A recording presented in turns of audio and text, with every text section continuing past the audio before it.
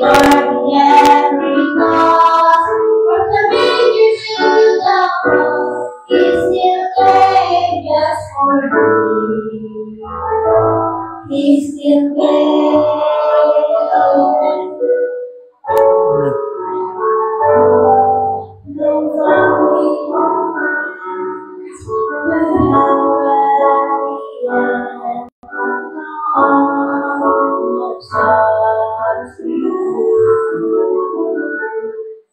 Much pain and much hurt, to give love and more for our sins have you. And all we offer, so pray what must be done. He chose to be my ruler, and assuring my heart of one. He still came just for me. He still came. Knowing all you would endure. He still came. Disregarding every cause, from the manger to the cross. He still came just for me. He still came.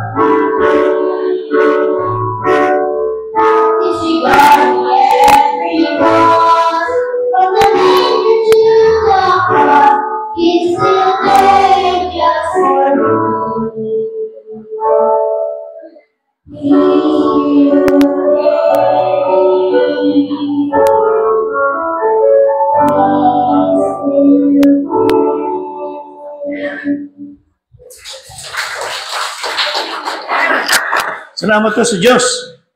Sa kabila ng lahat ng mga abala at pagpipigil ng kaaway, ang Panginoong Diyos dumating pa rin.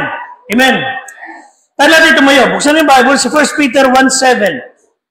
1 Peter 1:7. This is not going to be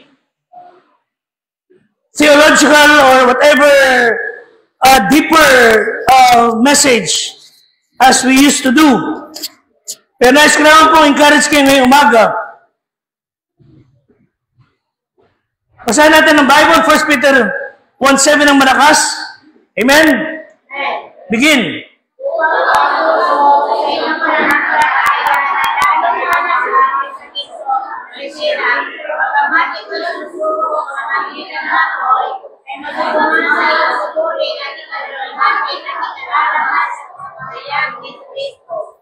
Pagpala ng Panginoong Diyos sa kanyang salita, magsipo tayo.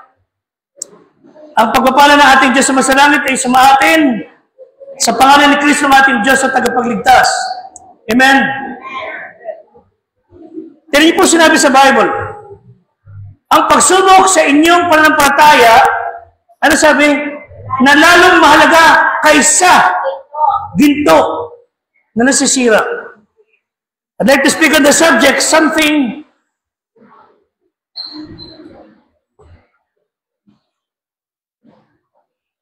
more precious than gold. There is something more precious than gold. Sino sa inyong gusto ng ginto? Of course, salamat. Dalawa kami. Yeah, seriously. Sino sa inyo gusto ng ginto? Of course, lahat tayo. All of us wants gold. Kahit nga peke, plated, we want gold. Dahil alam nyo, yan ang hinahangat ng maraming Olympian at mga athletes. Gold speaks of being somebody. Although people are being deceived and deceiving by trying to have gold. Wise men brought gold na ipanganak si Kristo. Economist told us, para maging secure tayo financially, economically, kailangan tayo mga reserve gold.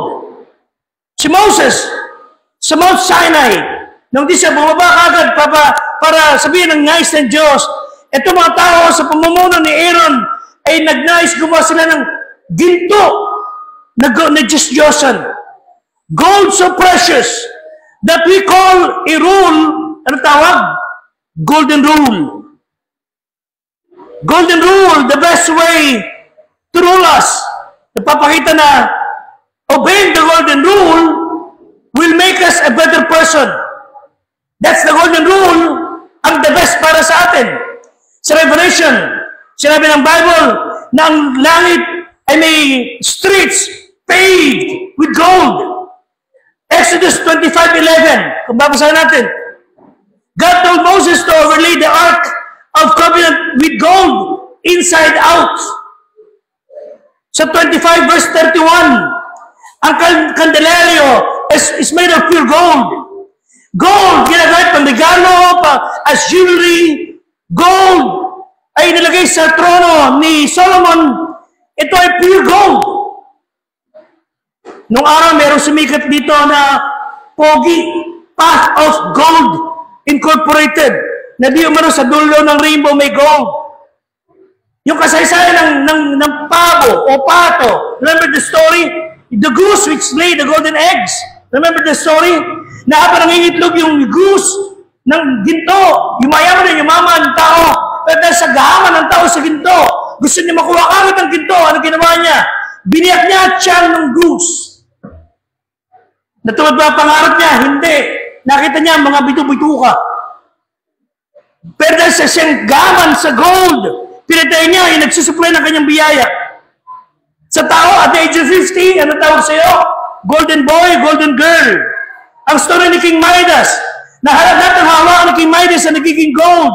Sabi na ilan, ang taong infatuated sa gold ay gold digger. Si King Tut, inilibing siya sa kanyang libingan, kasama lahat ang ginto na kanya nakamal, 2,447 pounds of gold na ang alaga di umano ay $20 trillion. Mga kapatid, for gold, people kill people. Dahil sa ginto, man destroyed man. Man destroyed a nation. Dahil sa ginto, people plundered empires. Dahil sa ginto, nag-aaway ang mga mag-asawa, ang anak sa magulang, magulang sa anak. Because of gold, people flattened any mountains. Because of gold, people fought wars and created war para mamukuha ang gold. Dahil sa ginto, iniiwan ng mga tao ang pamilya para magkamal ng ginto. Because of gold, man betrayed his friends. Dahil sa gold na nice na mga tao, there were broken homes. People adorn their bodies with gold, decorate their life with gold, and they show it. Lahat na ng ginto gusto na isuot, na pag tinignan mo siya para sa hepatitis. Para sa may hepatitis na naninilaw. Gold is both beauty and lust. Gold consoles and comfort. Gold is both love and hate. Hey, listen, gold, greediness and sublime. If you have gold, you can speak the language of the best. Precious stone, so wanted, na pag kayo nagsasalita na maganda, matino, matuwid, you are like speaking like gold. And when we say gold, it means valuable. VIP ka. And gold knows no nationality. Gold knows barrier language. Sa buong panahon, ang tao, ninasa niya, magkamal ng ginto. Wala akong masama ron. Pero pa ito na nagpaikot sa iyo, yun ay kasasama niya. Ang tao noon, na may puso magkamal ng ginto, they want to feel immortal. They want to feel secured. When you have gold, you have permanence. You have importance. Gold so precious ng Diyos. Ininatag ang gintong karsada, kalye sa langit. And thank God, tayo mga Kristiyano, pag namatay, we will go straight to heaven. Kung sa meron tayong mansyon, ang kalsada sa langit ay yaring pinto. Amen? I will be immortal. Permanente. For all eternity, mabubuhay tayo kasama ni Kristo. Sa tahanan, kung saan ang kalsada ay yari sa ginto. Pagsabi niya sa langit, ang pinakamahalaga rin siguro, wala kang makita alikabok doon. Puro ginto lang. Walang lupa ron, kundi puro ginto. Kabalitan na sa ating panahon. Sabi na sa nakapag-aral, an ounce of gold sa langit, an ounce of gold can make 35 miles of stream of gold. An ounce of gold sa langit, pinanipis mo na pinanipis, it could cover 300 square feet, 4 inches thick ng gold sa langit. Could be stretched to 15 miles high and wide. At ang halaga ay $196 trillion. So people love gold. They live for gold. They work for gold. Do all things for gold. Ay, salamat, sana may ginto tayo. Amen. Tara nyo. Balik na sa 1 Peter 1:7. Sa tingin natin napakalaga. Sobrang importante na may ginto. And because we thought it's the only precious, more than anything. Pero ano ito yung sabi ng Bible? There's something more precious than gold. Nakikinig ba kayo? If you desire gold, I think wala akong nakita masama ron. Huwag lang kayo papa-uto. Pero you have something more precious than gold. And that's the trial of your faith. Ewan ko kung naintindihan nyo mabuti. Hindi pa natin naintindihan that you need to have 800,000 pang opera. Di naintindihan na susundin yung asawa sa kabila nung alanganing oras, uuwi, na-aksidente. And yet, the following day, nasa church. Sisigat pagtanim, umani, ibebenta, nanakawin na ng tao. Nagtatapat sa Diyos, matapat sa lahat ng bagay, doing justice for all, loving people. And sila pa nagkakasakit, sila pa nagkakaproblema, sila pa nagkakaroon ng sularing pagsubok. Mga kapatid, if you are passing through such thing, and nakikinig ba kayo? You have something precious than gold.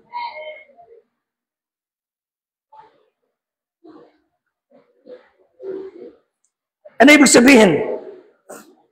Kaya Kristiyano, dumadang sa pagsubok. You have something precious than gold. Yung subukin ka sa pananampalataya mo. Yung dumanga sa mga pagsubok. Para sa Diyos, it is even better for you to pass those trials than binibigyan kita na mas mahigit pa, mas matindi pa, mas magaling pa, mas mainam pa, mas mahalaga pa. If you're passing through some testing, you have something more precious than gold. Kung naintindihan niyo mabuti, mga kapatid, meron pang mas mahalaga at mas mataas ang kilatis kaysa sa ginto, hindi diamante, kundi yung pagsubok sa panampalataya niyo. Pastor, hindi pa ako nakararanas. Baka hindi pa niya naranas magtapat sa Diyos. Is it having a big house? No. It's living on a nipahat. Is it having education? No. It's having trials. Ito po ba yung marami kang ani at ititinda sa palengke? Salamat sa Diyos? No. But having your food and your things na sa pagkakitaan ay pinag-interesan ng maraming tao. Ano po may trial of your faith? Ano may pagsubok na binibigay sa atin? O dinadaanan natin? Kung ikay Kristiyano, if you are passing through some trial of your faith, nagkakaroon ka ng sigarin, pagsubok sa buhay, you have something more precious than gold. Sana maunawaan nyo. Trials and testings. It is help? No. It is need. Is it plenty of money? No. Yung wala kang pambili mo lang ng mantika. Is it prosperity? No. It's poverty. Is it joy? No. It's tears and pain and heartaches. Is it health? No. It's sickness. It's an ICU. Is it plenty? No. It's having nothing. Pag may pangailangan ka. Is it sunlight? No. Trials of our faith are passing through some dark days. Madilim, na parang wala kang kasama. Na parang wala kang kausap. Na parang nag-iintindi. Is it joy and happiness? No. It's weeping and crying. Ano gusto ko sabihin sa inyo mga kapatid? Sana maintindihan nyo na when you are passing through some testings in life, pagsubok, karamdaman, kahirapan, gutom, sakit, lahat ang hirap ng kalooban, sa kabila ng pagtatapos mo sa Diyos, you have something more precious than gold. I hope you would be encouraged. Bakit tayo pinadala ng Diyos yan? Siguro naisip ko, ito na lang. Pagka pinadala tayo ng Diyos, sa mas mahalaga pa, sa ginto, after that, you will be sweeter. Mas magiging maayos ka, makipagtrato sa kapwa mo. You will have a better outlook sa buhay. Because trials na dinadaanan sa buhay will take your eyes off the things ay sinadjust yung mata mo sa mga bagay na inasamang makakapagsampas sa iyo, kundi dali ng Diyos yung mata mo sa Kanya. Amen? Na huwag ka magtiwala sa mga bagay na yan na lilipas, kundi tingin mo yung mata mo sa akin na nagbigay ng pagpapala sa iyo. You will be sweeter after that. Trials help us to focus our minds and eyes sa Panginoon na nagpo-provide. Hindi doon sa provision. Hindi yung kung ano meron ka, kung sino ang meron ka, na si Kristo. Salamat sa biyaya. Mga kapatid, you are looking at the most grateful person. Pero yung provision ng Diyos should not be giving me the joy. It's Him who should be giving me the joy. You will be sweeter. Pagkatapos sa pagsubok natin dinaanan, you will love your kids more. You will love your church more. You will read your Bible more. You will be even more encouraging sa mga tao. Bakit? You will be sweeter. Hindi wala ka ng bagong cellphone, wala ka na sa church. Wala ka ng bagong sapatos, wala ka na sa church. Wala ka ng bagong damit, wala ka na sa church. Bakit kasi sa talas pangarap mo, baka lalong wala ka na sa church. You will be sweeter. Sa pagdanas sa mga suliranin, when we passing through some trials, ilan sa atin ang naging mas mapagmahal sa ating mahal sa buhay. After we have passed through some testings, ilan sa atin ang nagiging mas mababa ang kalooban. Minsan nakakasuka, nakakabilawag na, minsan nakakasinok na, minsan sa dami ng biyayang pinagkakalot ng tao sa kabutihan nila, sa atin, nabibilawag na tayo, nalulunod na tayo, and we thought we deserve it. Mga kapatid, learn to be grateful. You will be sweeter. The trials of your faith. Ewan ko, maniwala kayo. Kalagayan ng sakit ninyo ngayon, hirap ng kalooban, hindi nyo alam kung buhay pa kayo bukas, that is something more precious than gold. I hope maunawan nyo mabuti. Nang dinadaanan niyo pagsubok ngayon, ay para lalo tayo lumapit sa Panginoon. At sabihin natin, Panginoon, salamat po sapagkat ako natututong kilalanin kung sino dapat kong kausapin. Pagkatapos ng pagsubok, hindi lamang you will be sweeter, you will be more spiritual. Trials can help us focus on more important things. Mas matututo kang maging mas malapit sa Panginoon. Mas matututo kang magpahalaga sa bagay ng Panginoong Diyos. Pahalagan mo yung spiritual life mo. You will read your Bible more. You will love your church more. You will love soul winning. You will be more spiritual. Pag dumaan ka sa pagsubok, minsan sa mga biyaya ng Panginoon sa atin, tumitigas pa mukha natin. We deserve it. Pero tingnan niyo mga kapatid, let's read the Bible. Tayo mga Kristiyano, pagka tayo dumaan sa pagsubok and we try to see what should I know, hindi Panginoon, bakit mo ko ginaganto? No. Ang santo na Kristiyano pag dumaan sa pagsubok, ang tanong ka, Lord, ano ang gusto mong matutunan ko rito? Ano gusto matutunan ko rito? Tinuturuan tayo ng Diyos lalong maging mapagmahal sa kaluluwa. Yun po Proverbs 11:30. Mabibilis na mga talata. Proverbs 11:30. Pag nag-aakin ng kaluluwa, ikaw ay wise. Amen? Basa. Ang bunga, louder. Pagka kayo naintindihan mo ang mga bagay ng Panginoon, you will learn how to love souls and you will be wise. Mark 16:15. Susunod mo yung utos ng Diyos. Ano sabi ng Bible? Mark 16:15. Basa. Sinabi niya sa kanila, pangalan ang Ebanghelyo sa lahat ng ginapal. Proverbs 14:25. Proverbs 14:25. Basa. Ang ay nagliligtas ng mga tao. Minsan nagsasata ng kasinungalingan ay nagdaraya. Yung tao na tapat na saksi ng Diyos ay nag-aakay ng kaluluwa, nagliligtas ng tao. Pag kayo nag-aakay ng kaluluwa, ano mangyayari? 126 ng awit. 126 verse 6. Sabi ng Bible, basa, siyang lumalabas at umiiyak, nagdadalang binig, tatanim. Siya hindi sasalang babalik na may kagalakan. Dala ang kanyang mga tangkas.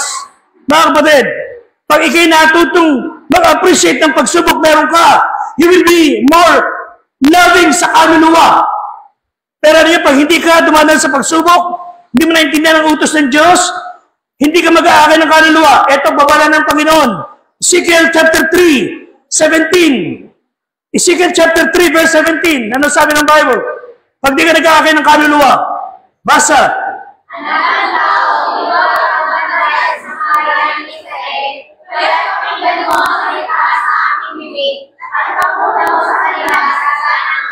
Next. Pagka sinabi sa masama, basa, ikaw ay walang pagsarang mamamatay at hindi mo pinagpaunahan siya. Hindi ka nagsalita ng anuman upang hikayatin ng masama mula sa kanyang masamang lakad. Upang iligtas ang kanyang buhay. Ang gayong masamang tao ay mamamatay sa kanyang kasamaan. Ano sabi? Ngunit ang kanyang dugo, sisiyasatin sa iyong kamay. Hey church, pag di ka nag-aakay ng kaluluwa, sinabihan ka ng Diyos, kausapin mo, di mo ko nausap, yung dugo niya sisiyasatin sa iyong kamay. Mananagot tayo sa Diyos. Ang pasabi sa verse 23,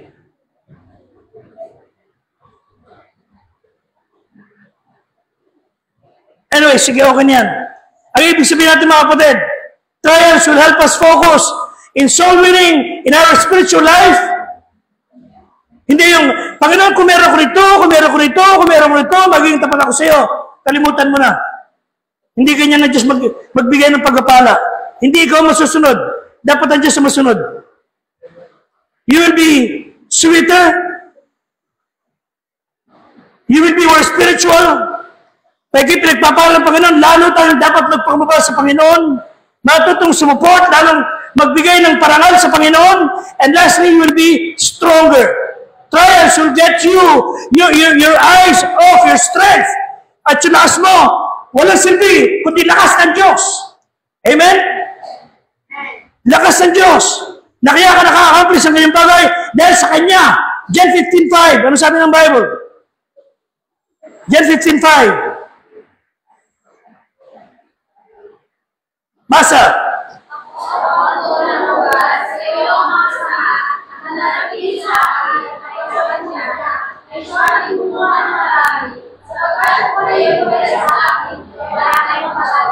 Hiwalay kayo sa Diyos, wala kang magagawa. Wala kang magagawa pag hiwalay kayo sa Diyos. Lahat ang accomplishment ng tao, walang silbi yan. Maribasaan pag hiwalay tayo sa Diyos. Pero pag kayo nasa Panginoon at dumaan kayo sa pagsubok, Isaiah 41 verse 10. Isaiah 41 verse 10. At nakaasa kayo sa Panginoon, sa kanyang lakas, ano basa ng Bible? Begin. Huwag kang matakot. Huwag kang malapaypay. Akin palakasin ka. Tutulungan ka. Aalalayan ka ng kanang kamay na ang katiran. God will be your strength. God will be your strength. At anumang pagsubok meron ka ngayon. Romans 8:18. Romans 8:18. Ano sabi ng Bible? Basa.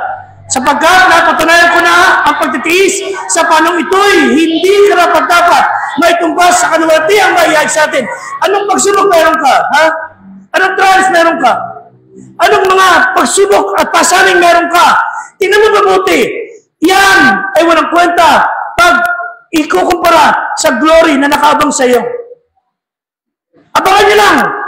Panginoon, let it come.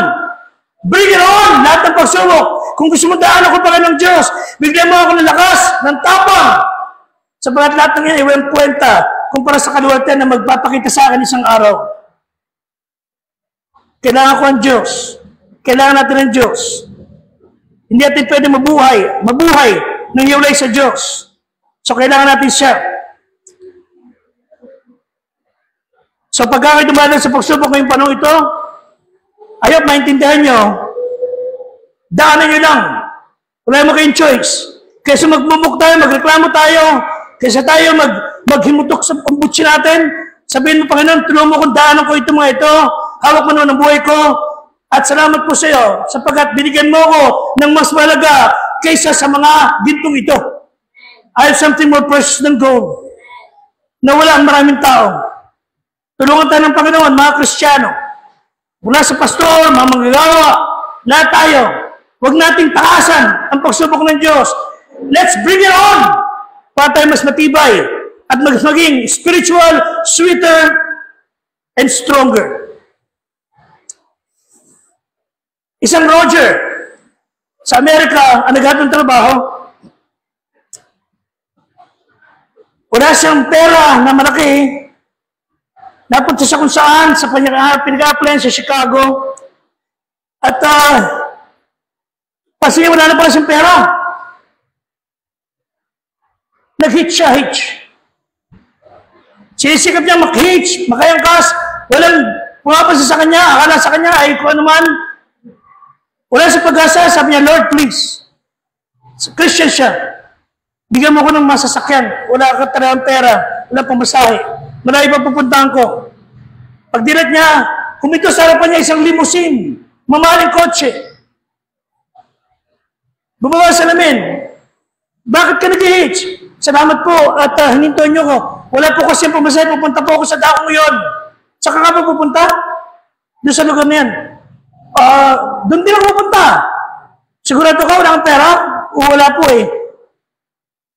Sige, pumasok ka.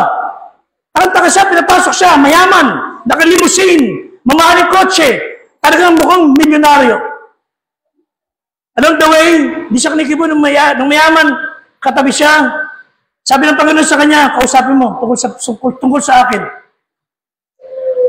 Sabi ng lalaki, ni Roger, Lord, baka ibaba ako nitong bigla. Nakakatakot naman, alanganin itong lugar. Kausapin mo siya. So, all the struggle siya, sabi niya, Lord, bigyan mo ko ng lakas sa loob. Sabi niya, Sir, salamat po sa inyo. Ako po si Roger. Ay, kayo po ba ako si Mr. Hanover. Salamat po sa inyo. Salamat po sa Diyos. Don't mention it. Walang problema. Talaga ako matulungin ako. Hindi, salamat po sa Diyos dahil don't mention even God. Don't mention it. Bababa kita. Kinabahan na siya.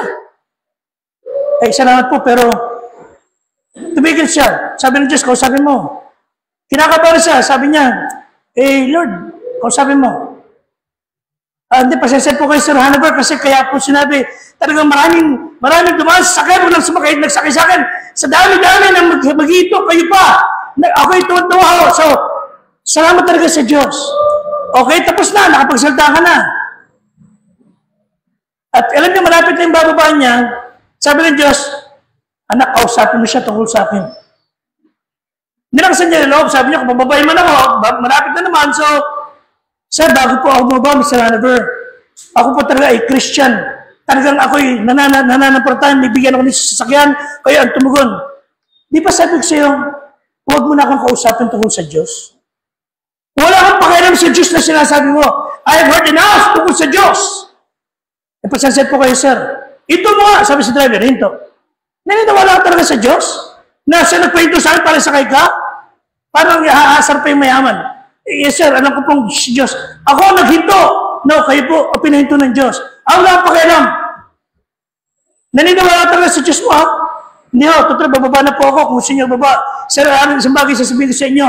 Diyos ho, naglagay siya sa akin sa amin dito, at siya po ang nagbigay sa akin ng sasakyan sa magitan nyo, baka maunawaan nyo na mahal kayo ng Panginoong Diyos. Siya po nagkatawang tao, namatay sa krus ng Kalbaryo. Kahit po ako hirap, nagtitiwala ko sa Kanya, dahil kayo ang dinala niya, lalo ko nagtiwala sa Kanya. Sabi talagang taga sa ulo mo, ha? Niniwala ka talaga sa Diyos? Opo. Sa lahat ng nangyayari sa paligid, alam mo, ang Diyos nakakalam lahat, ang Diyos ang may control. Sumunod sabi, humupa ang konti yung tao. Sabi niya, sige, bumaba ka na. Taga mo na. Nakakaya naman sa'yo. Ito card ko. Bihira na ako magbigay ng card. Pero, total, dito ko sa lugar na, ilang opisin ako. Malaking building na yan. Pag napunta ka, sige, not sa lugar na to, pasyalan mo ko dyan. Nakita yung building na yan, akin yan. Ito card ko. Ay, salamat po. Salamat po. Ako nang bababa na siya, sabi ni Mr. Hanover, sige, nga, balik ka ulit. Mag-pray mo ako. Gulat na gulat siya. Sige po, sir, pinag-pray niya. At nag-pray siya sa bagay na gusto ng tao, sabi niya, sir, habang ka nakapikit, pwede ba pagtiwalaan niyo na Diyos ngayon? Tanggap po mo siya bilang tagapagligtas. Hindi siya lumilag. Di ba kapaliasin siya eh. Kung pwede po sir, sumud kayo sa panalangin. Alam niyo, talagang tumululuhan niya. Yung sinabi niya, Panginoon Jesus, sumunod yung tao. Patawarin mo ko sa aking mga kasalanan. Lahat na sinabi niya, sumunod siya. Tumutululuhan ni Roger. At dumirit na lang siya na sinabi niya, iligtas mo aking kaluluwa sa impyerno, gawin mo ko yun. At nung nagsabi siyang amin, saka sa dumilat. Nakita sa Mr. Hanover, napapunas na mata. Sige, lumabas ka na. At umalis na yung sasakyan. Masaya siya. Tuwa siya. At punta siya sa kanya applyan. At to make the long story short, that was May 7. Tandaan niyo petsa. Punta siya sa trabaho na in-applyan. 5 years later. 5 years later. Dagdag siya sa trabaho yun, umasen siya ng konti, naka-forma siya ng konti sa kabuhayan, at balik siya ulit sa lugar ngayon. Nung mabalik siya ron, may sasakyan na siya sa teka muna. Nakita niya yung building, Mr. Hanover. Sabi pambira, 5 years na pala. Ang nakakaraan, dito ko, binaba ni Mr. Punta ko kaya ito, kinuha yung card. Punta siya ron, punta siya sa receptionist, at sabi niya, is this the building of Mr. Hanover? Sabi ng receptionist, oh yes, oh. Pwede ba siya makausap? Sabi ng receptionist, sino ka mo? Mr. Hanover, kakausapin mo? Imposible. Hindi ho, sabi niya, pag dumaan ako sa lugar niyo, punta ako dito. Imposible. Hindi pa pwede yun. Bakit ba sabing kakausapin mo siya? Binigyan niya ako ng card, Aka na nga, kinuha. Authentic to Madalang mabigay ng card yun Kaya naman ako ito? 5 years ago. Sandali tumawag yung babae sa sulok. May kinausap. Mamaya may sumagot sa intercom. Toot! Sino yung naghanap sa asawa ko? Andito po siya. Boses babae. Ikaw ka mo, nagpunta ka para kasama ang asawa ko? Yes ma'am, yes ma'am. Paano mo nalaman? Na dito kanyang building at ito kanyang lugar. Bigyan niya po ako ng card. Ha? Paano ko nabigyan ng card ng asawa ko? Imposible. Kung papayagan po ninyo ako, gusto ko siya makausap. Sige, sabi ng babae sa boses, ayun pala boss, sige papaligin mo. Siyan man ang gwardiya, dahil doon sila sa itsura. Tapos pagpasok sa mata sa building, andun sa malaking magandang bulwagan. Akin ni card. Ginawa ng babae, pinakita sa gwardiya. Binigay. Authentic na ito Kaya nang binigay siya ito. 5 years ago, ma'am. Nadaan lang uli ako dito kasi may business ako sa paligid. Ngayon ko na naalala, isa pa kami ng lugar. So, pinalabas yung gwardiya. Mapo ka, sabi ng babae. Ako asawa niya. Uy, ma'am, salamat po sa inyo. Gusto ko na po sana makausap sa sana. Teka mo na, ano ba nangyari sa inyo? Paano sila kilala? Paano ka nagkaroon ng ganyan? Kinanti niya, hitchhike ako, hitchhike, wala. Paano yung huminto ang limousine? Yes. Kailan yan? May 7 po. Si Rosie babae. Ano nangyari? Ano kayo nag-uusap? Munti pa nga ako pinababa. Nung kinausap ko sa tungkol sa Diyos na nagpasalamat ako at nagalit siya sa akin dahil sabi niya, wala pa nun sa Diyos. Ayaw ko sa Diyos. Nabanggit po tungkol sa Diyos? Yes, Christian po kasi ako eh. Baptist po ako. Akin na lang yan. So ano nangyari? Munti nga ako pinababa, kaya tumahimik ako. Ikaros po ko ng Diyos, kausapin ko sa inyo. At sabi niya, nung pabababay na ako, sabi ko, mahal po kayo ng Panginoon. At sabi niya, naniniwala ko talaga sa Diyos? Opo, pasok ka. Pag-pray mo ako. At yung babae, nagsimula lumuha. Ano ginawa ng asawa ko sa panalangin? Pinag-pray ko po siya noong araw na yun. At hindi na po ako dumilat. Inakay ko siya sa Panginoon. At nadinig ko po, tinanggap niya si Kristo bilang tagapagligtas. At yung babae, bumungalit ng iyak at tagang hagulgulan, hindi kawasa. Nagkulit si Roger, sabi niya, ma'am, ano po nang ipasensya? Ano po ginawa ko, pasensya na po. Ano kasalanan ko at nagtulibiya? No, huwag kang mag-alala. Takot kasi siya. Kaya ako umiiyak hindi sa anuman, kundi dahil sa tuwa. Nagtotoo bang nag-pray ang asawa ko na pagtanggap kay Kristo? Opo. Binigyan niya po ako ng card. At sabi niya, dumaan ako rito pagka may panano ko. Asan po ba asawa niyo? May 7, nung nakaangkas ka sa kanya. Nung iba-iba ka niya sa lugar ng pinabaan mo, ilang milyon nakaraan, binangga ang asawa ng malaking sasakyan at patay siya on the spot.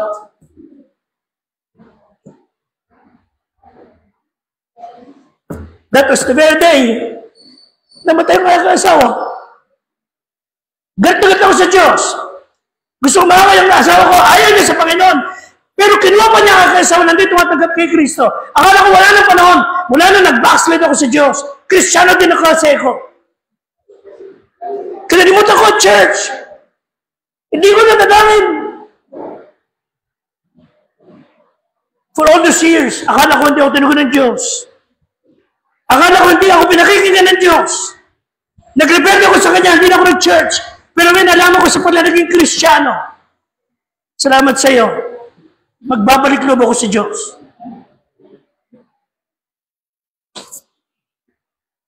Mga kapatid, kundi nag-akay, nag-effort yung tao, hindi magiging Kristiyano yung tao. Who knows?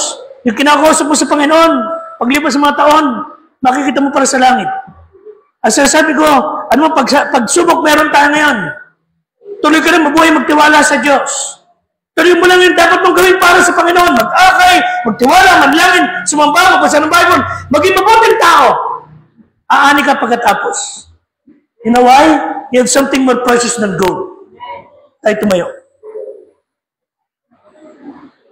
Let's pray.